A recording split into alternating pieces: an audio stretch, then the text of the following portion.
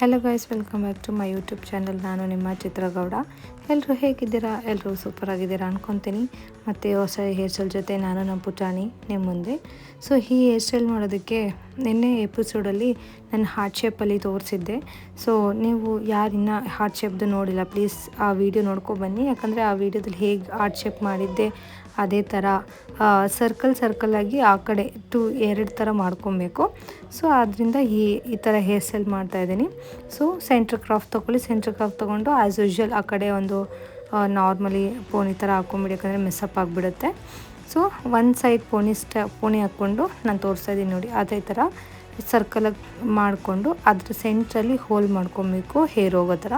So ಎಷ್ಟು thickness ಬೇಕು ಅದೇ ಥರ ಮಾಡ್ಕೊಳ್ಳಿ.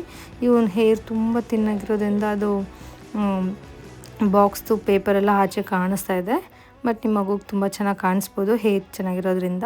ಸೊ ಇದು ನೋಡಿ ಎಷ್ಟು ಫ್ಲವರಾಗಿ ತುಂಬ ಚೆನ್ನಾಗಿ ಕಾಣಿಸ್ತಿದೆ. ಇದರಲ್ಲಿ ಈ ಬಟರ್ಫ್ಲೈದೇ ಒಂದು ಮ್ಯಾಜಿಕ್ ಅಂತ ಹೇಳ್ಬೋದು. ಯಾಕಂದರೆ ಅದೇನೇ ಔಟ್ಸೈಡ್ ಹೋಗಿದ್ವಿ. ಸೊ ಇದು ನೋಡಿದ ತಕ್ಷಣ ತುಂಬ ಇಷ್ಟ ಆಗೋಯಿತು, ಅದಕ್ಕೆ ತೊಗೊಬಂದೆ. ಸೊ ಅದು ಇವಾಗ ಯೂಸ್ ಆಗ್ತಿದೆ.